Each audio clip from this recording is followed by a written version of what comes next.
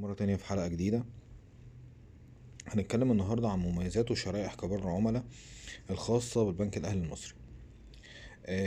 هنعرف ايه الخدمات المقدمة لكبار العملاء، وازاي بنعرف كل عميل وفقا لتصنيفه حسب رصيده في داخل البنك، وايه المميزات المخصصة لكل شريحة عن التانية كمان. أول حاجة لازم نعرفها إن شريحة كبار العملاء في البنك الأهلي بتبدأ من 1.5 مليون، ماشي، وبتنقسم إلى عدة أقسام. هنشوف مع بعض الشرائح عبارة عن ايه. زي ما احنا شايفين قدامنا على الشاشة، شرائح كبار العملاء بتبدأ قلنا من أول 1.5 مليون بيبقى اسمهم عملاء بلاتينم عاديين، تمام. ومن 1.5 مليون ل5 مليون اسمهم عملاء بلاتينم بلس، ومن 5 مليون ل20 مليون عملاء بلاتينم إليت، وأكتر من 20 مليون عملاء وورلد إليت، تمام. لازم نعرف ليه البنك الأهلي أو ليه البنوك بصفة عامة بتميز كبار العملاء في التعامل عن العملاء العاديين. رقم واحد، لأن عميل كبار العملاء بالنسبة له كمؤسسة مالية هادفة للربح في المقام الأول. يعني أي بنك هو هدفه الأساسي هو تحقيق الأرباح، تمام. فبالنسبة له للشخص اللي هو كبار عملاء بيبقى يقدر بياخد منه منتجات أكتر من الشخص العادي. يعني إيه؟ يعني شخص كبار العملاء بيكون الملاءة المالية بتاعته كبيرة، يقدر إن هو يقنعه بإن هو يحصل مثلا على فيزة مشتريات بسهولة، لأن هو عنده مبلغ كبير. فيقدر إن هو لما يقول له مثلا طب أنا هجنب مثلا 10,000 ولا 20,000 وأعملهم فيزا، محدش مش هيتكلم معاه ان المبلغ ده بالنسبه له قليل مش كتير، تمام. طيب لما نيجي مثلا يتكلم معاه في قرض، مثلا ان هو ممكن يقنعه مثلا ياخد قرض بضمان مثلا شهاده او بتاع، ممكن ان هو طبعا يعني احتماليه ان هو يحصل على قرض بالنسبه له هيبقى سهله، لان هو عنده ارباح خاصه في حسابه اكتر من اي حاجه، تمام. بالاضافه كمان ان هو كعميل بيبقى عميل مميز، ان هو بيخش البنك كتير. عميل البلاتينم بيبقى من العملاء اللي بيخش البنك كتير الا في طلبات قليله. فبناء عليه يعني معظم عملاء البلاتينم بكده، لان طبعا بيبقى الملاء الشخص اللي بيبقى عنده الملاءه بتاعته كبيره ما بيبقاش عنده وقت كبير جدا للدخول للبنك، فهو بالنسبه له بيبقى موفر كتكلفه، وكمان بيبقى عالي الربحيه زي ما احنا بنقول يعني بلغه البنوك. طيب لذلك بتلاقي البنك عامل له زي شرايح او زي معاملة خاصة شوية عشان خاطر هو بيستفاد منه عن العميل العادي. كده احنا اتعرفنا على شرايح كبار العملاء وعرفنا كل شريحة اسمها ايه. تعال بقى نتعرف على المميزات. الخدمات المقدمة لكبار عملاء زي ما احنا شايفينها قدامنا على الشاشة، في صالات اللي هو بلاتينم او كبار عملاء مخصصة بشكل اساسي في بعض فروع اللي هو المختارة لاعطاء الاولوية لتلبية احتياجاتهم. يعني ايه؟ في فروع كتير جدا بقت موجودة داخل جمهورية مصر العربية من البنك الاهلي، بتخش يقول لحضرتك انت لو كبار عملاء بتخش على قسم مخصص ليك، في تقدر او في خزنه مخصص بيها، وفي موظف خدمه عملاء خاص بيه، وفي كمان مدير خدمه عملاء خاص بالقسم ده بيستقبل العميل وبيعمل له كل احتياجاته في اسرع وقت عشان ما يقعدش في وسط الصاله. وفي حاله كمان لما بيكون الفرع اللي انت فيه ما فيهوش قسم خاص بكبار العملاء، بيتوجه مباشر. دي التعليمات الخاصه بالبنك ان هو بيتوجه مباشر لا اما مدير الفرع او لنائب المدير او مدير الخدمات الخاصه بالفرع، بيتوجه له مباشر وبيتخدم عن طريق مدير الفرع شخصيا بشكل مباشر على الشباك بدون دور. لذلك بعض الناس بتبقى قاعده في قلب الفرع، وتلاقي في ناس بتمشي من غير ادوار. فلما بتيجي تساله حد من اللي موجودين في الصاله، او مثلا بتيجي مثلا يحصل مشكله يقول لك ده مين اللي يمشي من غير دور، فده بيرد عليك بيقول لك ده اكبر عملاء. دي التعليمات النازله في البنك فعلا. يعني تعليمات البنك ان هو بيمشي كبار العملاء من غير دور، لان ده هو بالنسبه له عميل ربحيته اعلى منك. حوار بقى، يعني مثلا بنسمع بعض الكلام الناس بتشتكي يقول لك الصح هم دول بني ادمين واحنا مش بني ادمين. هو مش مساله بني ادم ومش بني ادم، زي بالظبط فكره الراجل صاحب محل، وفي مثلا على سبيل المثال وفي تجاره، ففي واحد مثلا عميل بيجي ياخد مني كل مثلا اسبوع بياخد مني بضاعه مثلا ب100,000 جنيه. وفي زبون عادي بياخد مثلا ايه طيار زي ما احنا بنقول كل يوم مثلا بياخد مثلا ب10 جنيه ولا ب20 جنيه مثلا وبيمشي. طبعا معدل ربحية الشخص اللي بيجي ب100,000 جنيه ولا ب200,000 جنيه في اليوم أكتر من الشخص ده، فده بيديله أولوية واهتمام أكتر من عادي. نفس الفكرة بالظبط هو البنك بيتعامل كده، تمام. في كمان في صالة حصرية لاستقبال كبار العملاء الخاصة في المطار. في عندك كمان مركز اتصال مخصص ليهم، العادي بيبقى 19623، لكن المركز الاتصال بتاع كبار العملاء 19523. تمام، وده مخصص لهم وشغال 24 ساعة. طبعا زي ما احنا قلنا من شوية، من ناحية الأولوية في تنفيذ كافة الطلبات المصرفية بكافة الفروع. خدمات الانترنت البنكي الشامله اللي هو خدمه الاهل نت.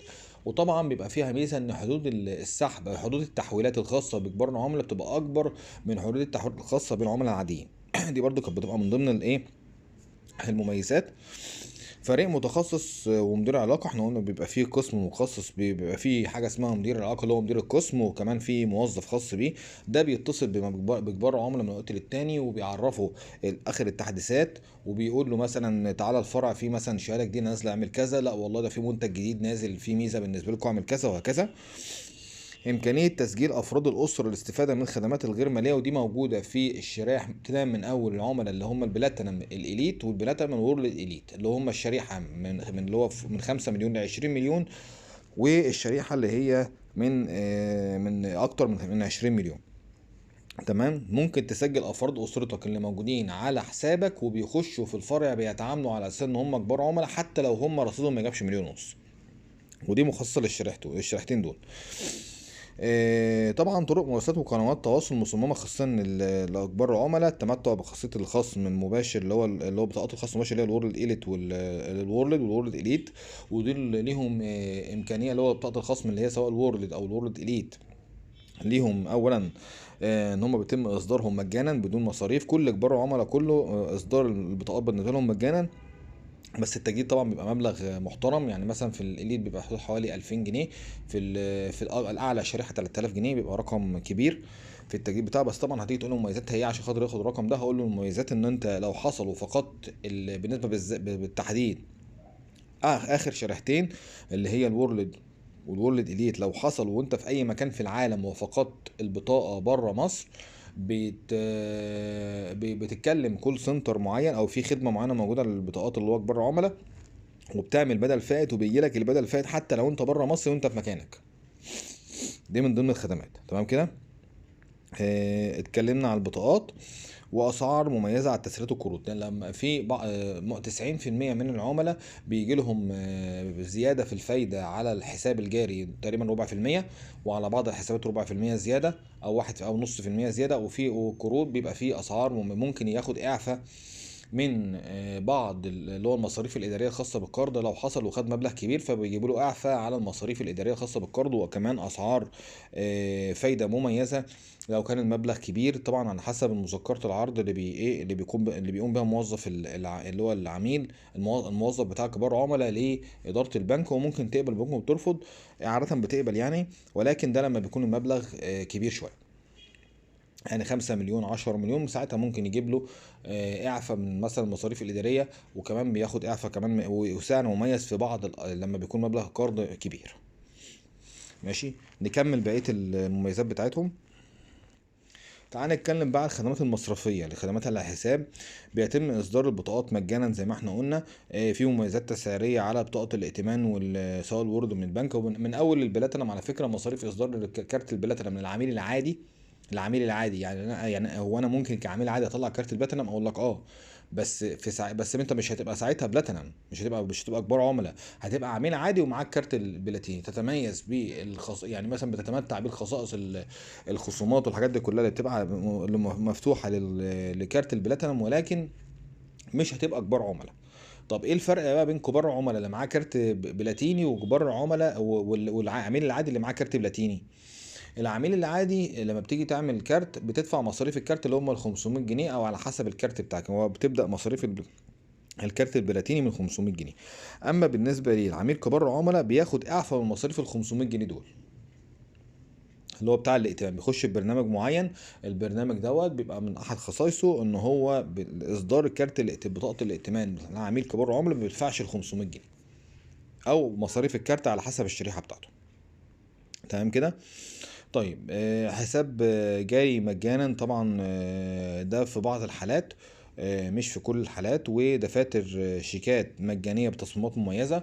ليك دفتر شيكات واحد على اللي هو بالنسبه لكبار عملاء من اول شريحه، بيبقى له دفتر شيكات واحد على مدار السنه الواحده، فئه 25 ورقه، بيبقى له شكل مميز خاص بكبار العملاء وبيتصدر مجانا. ماشي. له كشف حساب في السنه مره واحده مجاني من جوه الفرع. له شهاده بالارصده. شهاده بالارصده دي شهاده المفروض تكلفتها جوه الفرع 50 جنيه، وكشف الحساب طبعا الورقه الواحده ب 15 جنيه. فطبعا انت ممكن تعمل كشف حساب عن السنه كلها مجانا مره واحده في السنه. وفي كشف اللي هو شهاده بالارصده دي بتبين لك كل ارصدتك اللي موجوده داخل البنك مجانا. دي تكلفتها الورقه الواحده بتبقى 15 جنيه، وتكلفه الشهاده المجمعه تبقى 50 جنيه. دي لوحدها ممكن بتاخدها مجانا. تمام. بالنسبه للخزائن المؤجره، معلومه لازم نعرفها وهنتكلم عن الخزائن المؤجره لوحدها في مكان لوحده. الخزائن المؤجره لا يتم تخصيصها داخل البنك الاهلي الا لكبار العملاء فقط، وفي بعض الفروع. وهقول لكم الفروع، يعني عينه من كل الفروع اللي موجوده في بعض المحافظات عشان خاطر الناس اللي عايزه خزائن مؤجره. طبعا اكيد الخزائن المؤجره في ناس كتير جدا بتسال عليها اليومين دول عشان خاطر معظم الناس اتجهت لشراء الذهب، فبقى خطر ان هم يسيبوه عندهم في البيت. فطبعا في ناس كتيره جدا سالتني الفتره اللي فاتت عن موضوع الخزائن المؤجره، وهنعمل حلقه مخصوصه عن الموضوع ده. بس لازم الفت النظر بان الخزائن المؤجره لا تتم اتاحتها الا لكبار العملاء فقط. يعني مش اي عميل عادي يروح لك انا عايز اعمل خزائن مؤجره، لا، لازم تكون كبار عملاء عشان يكون كلامنا واضح. برضو من ضمن المميزات اللي كانت موجودة لكبار العملاء وهي الشريحة، وفي اللي حاجة اسمها الأسورة الإلكترونية. الأسورة دي عبارة عن أسورة كده بتتلبس على الإيد لشريحة كبار العملاء، لشريحة معينة من كبار العملاء. دي بتروح تشتري بيها مكان بدل الكارت. يعني انت بدل لو انت عندك كارت الخصم المباشر بتاعك، مش الكارت الكريدت بقى، كارت اللي هو الديبت اللي هو الخصم المباشر بتاعك اللي على الحساب ده. السويره دي بتقربها من مكنه الفيزا، بتقوم خصمه من حسابك الجاري كانك بالظبط شايل الكارت في جيبك. تمام. دي كانت من ضمن المميزات اللي موجوده. برضو هسيب لكم اللينك، وكنت اتكلمت عليها في حلقه قبل كده، وهسيب لكم اللينك الحلقه الخاص بالسويره اللي هو البلاتينم او سوير كبار عملاء تحت في صندوق الوصف، عشان خاطر اللي عايز او اللي حابب يعرف مميزات الشريحه دي ازاي، وبيتم الاشتراك فيها ازاي، وايه الشريحه المخصصه لكبار العملاء الخاصه بيها. لغايه هنا نكون خلصت حلقه النهارده. اتكلمنا بشكل سريع وموجز عن مميزات كبار العملاء وشريحه، وازاي نعرف كل شريحه. اتمنى تكون الحلقه عجبتكم، وان شاء الله اقابلكم في حلقه جديده، ومع السلامه.